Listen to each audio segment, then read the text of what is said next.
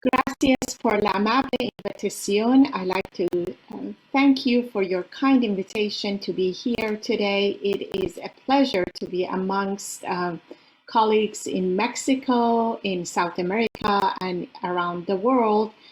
The last time that I was in Mexico City was 3 years ago, and I have so many fond memories, and I look forward to this COVID-19 to be over so we can all get together perhaps at next academy and have some tacos together. A pleasure to be here. I'm going to talk about COVID ocular transmission.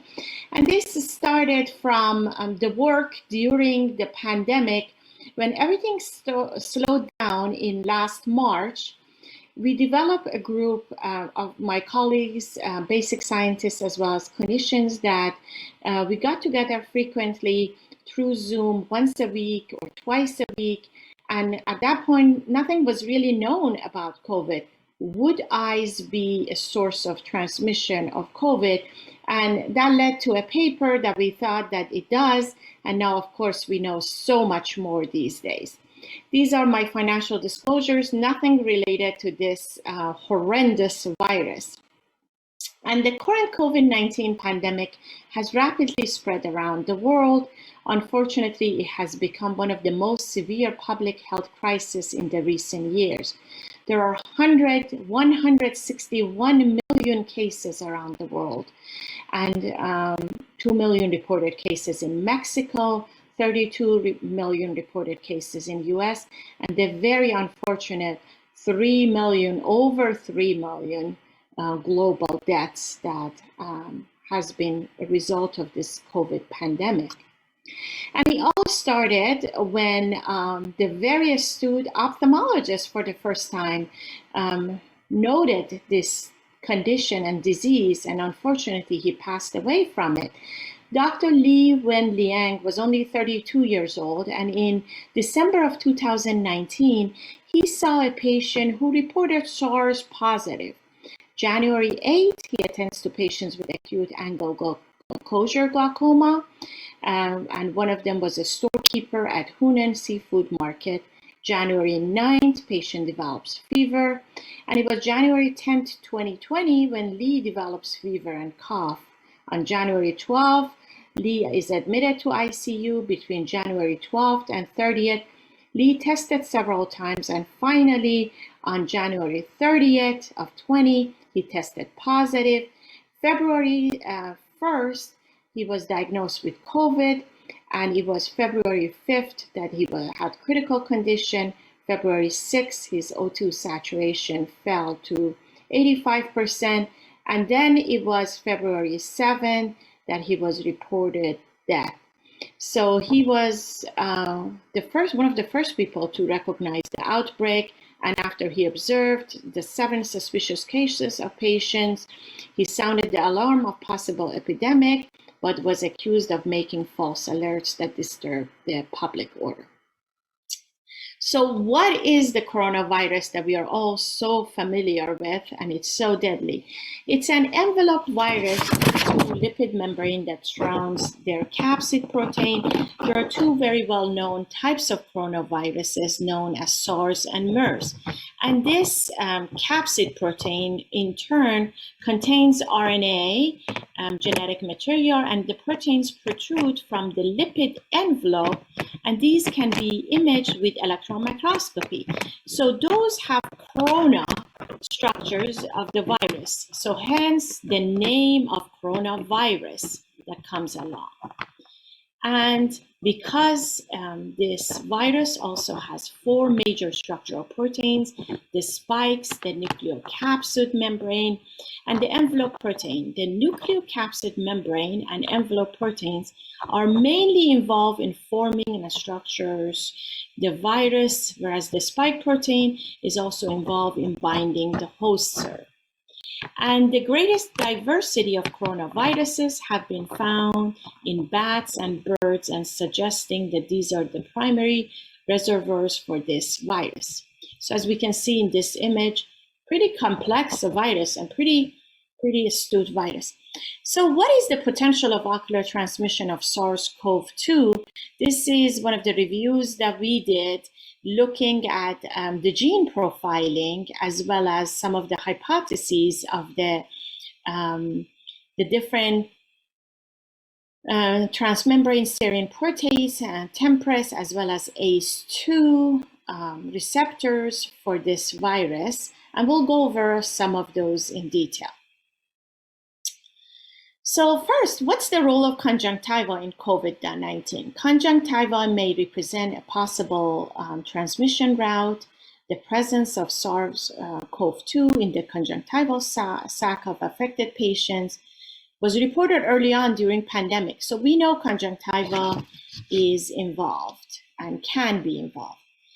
And then there are reports of conjunctival congestion or conjunctivitis in patients with confirmed COVID-19. I think we have all seen that and have been, unfortunately, some of those patients were very sick. And those with SARS-CoV-2 positive serologies had ocular secretions with the virus as well.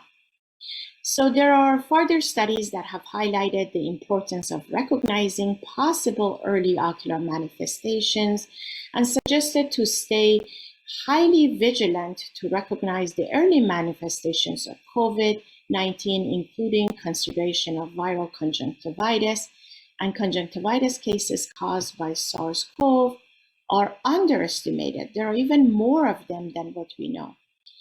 There are reports that further suggested that when no eye protection are worn, the virus could also possibly be transmitted by aerosol contact with conjunctiva and cause infection. And hence, American Academy of Ophthalmology put those reports, and eventually things came out that, oh, we all gotta wear some eye protection as well. So here are the ocular manifestations of COVID. And there are many reports, as we know, published about this. But there are a number of meta-analyses that are very helpful. But when you look here, a lot of them have conjunctivitis. So that's the common, very common possibility that we can see in these patients. Now, the prevalence of ocular manifestation varies. The reports are anything from 0 to 32% of cases. However, several studies suggested that the prevalence of ocular signs and symptoms in COVID-19 is very low. There were the two separate meta-analyses on ocular manifestation that estimated a pool prevalence of 5.5% or less than 4%. Another meta-analysis that showed the prevalence of conjunctivitis in over 1,000 patients to be about 1%. And interestingly, the prevalence of conjunctivitis correlated with disease severity. So 3% of conjunctivitis in severe patients, in contrast to 0.7% in non-severe patients. So the sicker patients had more prevalence of conjunctivitis. And that's interesting from an eye doctor's perspective, as well as everything else that's going on. The role of eye in SARS-CoV-2 transmission is multiple. First, the virus may be shed surface secretions and tears, which facilitate the viral spreading. So that's one thing. We are so close to eye. Second, there is initial viral infection that may occur at ocular surface tissues when somebody, for example, coughs or there is aerosolization into their face.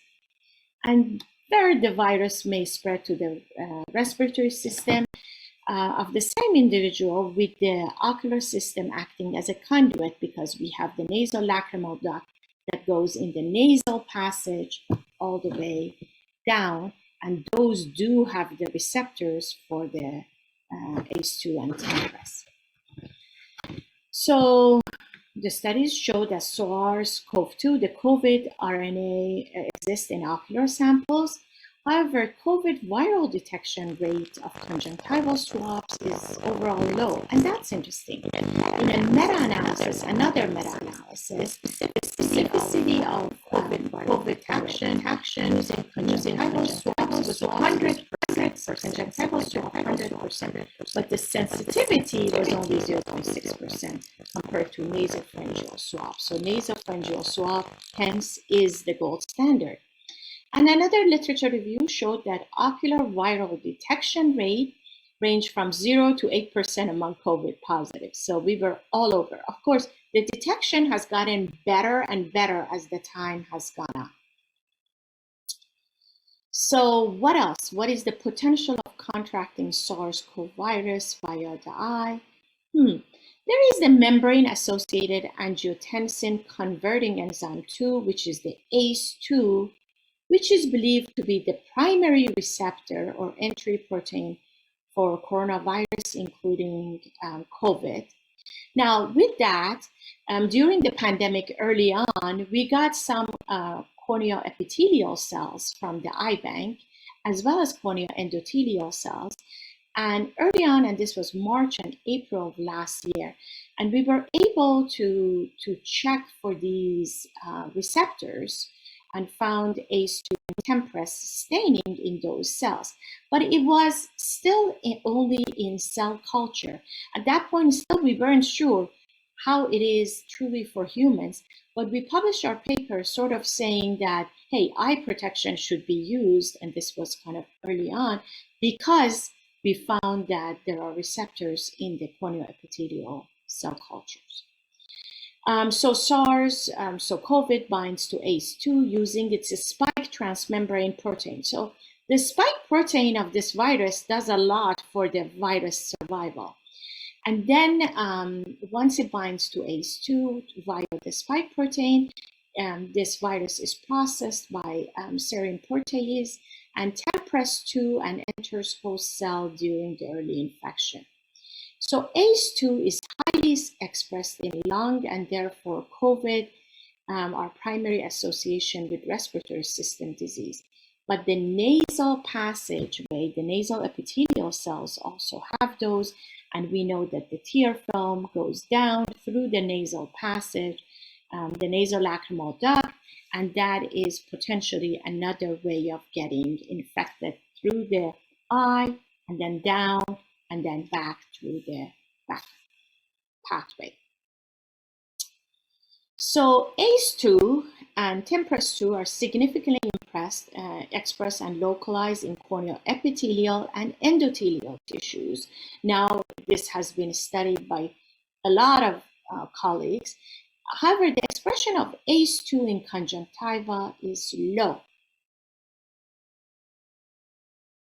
So another potential role of the eye is the viral transmission through the conduit of respiratory tract tissues, just what I was mentioning, that when ocular secretions and tears are drained through the nasolacrimal duct to the inferior meatus of the nose,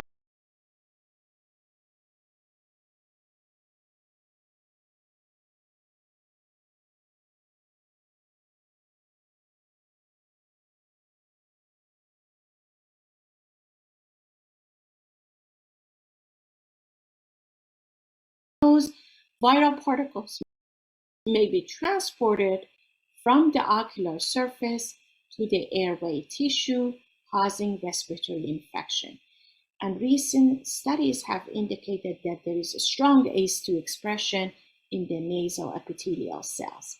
And that's another possible way of getting infected through the eye down to the respiratory pathway. But eye is quite protected on the other hand, and there are protective factors for contracting COVID that the eye has, fortunately. One is that there is low ACE2 expression in conjunctiva, although cornea has a bunch of it. There is low ACE2 expression in conjunctiva, as well as constant flushing of ocular secretions. So we are blinking, 14,000 or 16,000 times a day, and we are helping that.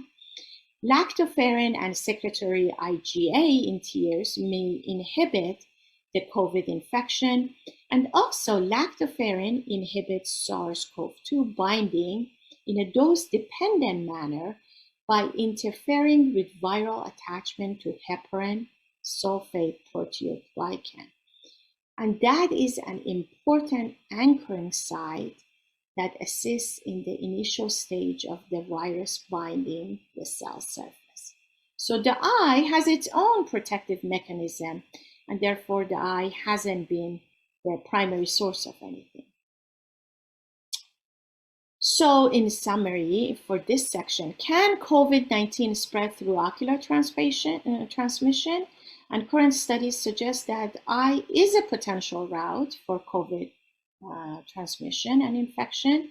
However, the risk of viral spreading via ocular secretions and tears or contracting an infection via the eye is low compared to such places such as respiratory issues.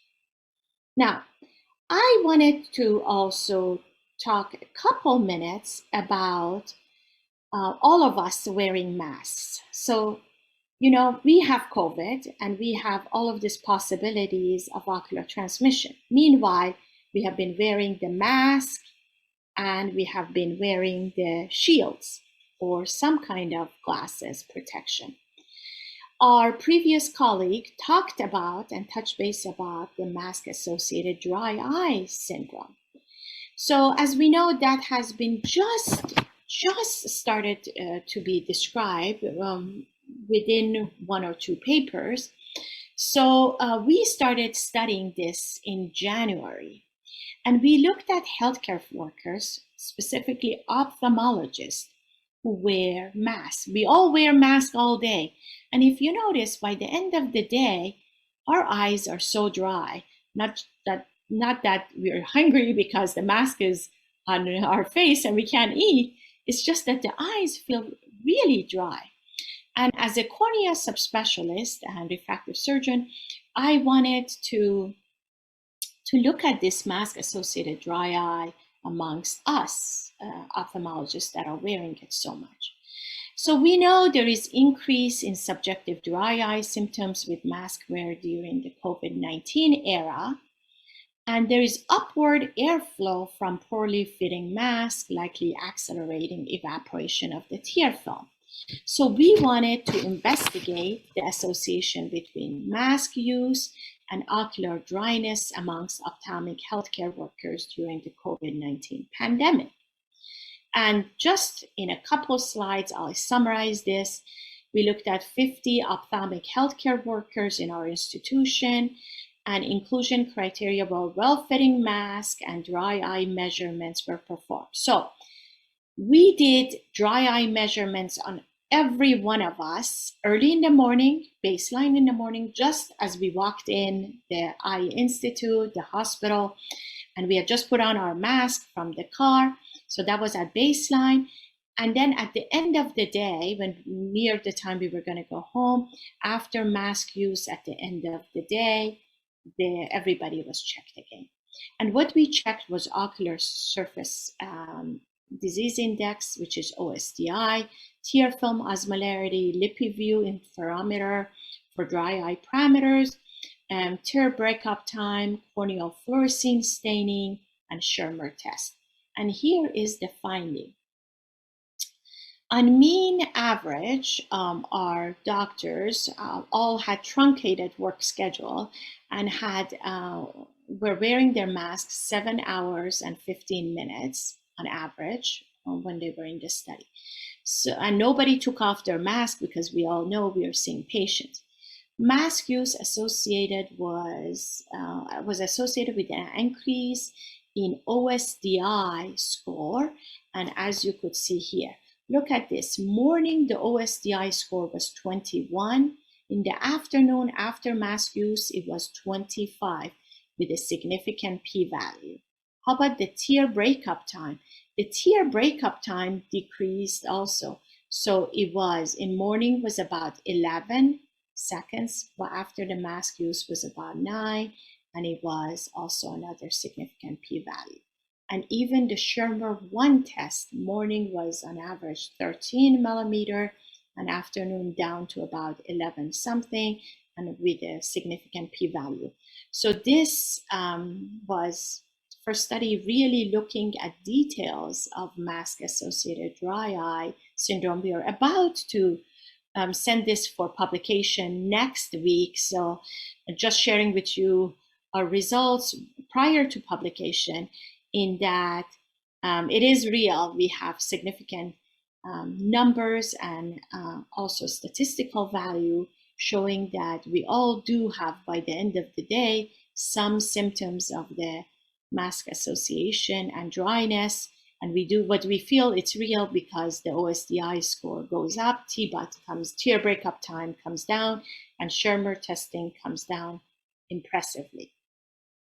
So, final thing that I wanted to share with you, and this is the final word. So we said that the virus can have ocular transmission. The virus receptors are present in the eye, and the virus is all over, and the mask that we use for protection causes some dryness by the end of the day, and that's why our eyes are so tired at the end of the day. I wanted to show you a video of the impact of this virus, sort of like a little movie trailer. And this is a video I made a couple years ago about another virus, herpes simplex virus. But what the transmission in the world and the fears are all so real. And this is just relate everything here that's to HSV, herpes simplex virus, to COVID. And this one has sound for our streaming folks wanting to let them know. So it has a loud sound.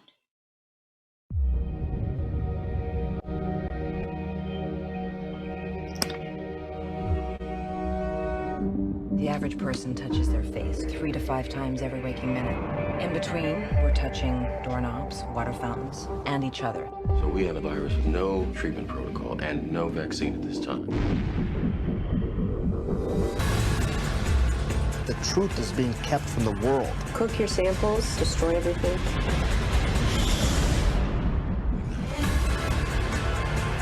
Watch this. It's transmission, so we just need to know which direction. On day 1, there were 2 people, and then 4, and then 16. In 3 months, it's 1 billion. That's where we're headed.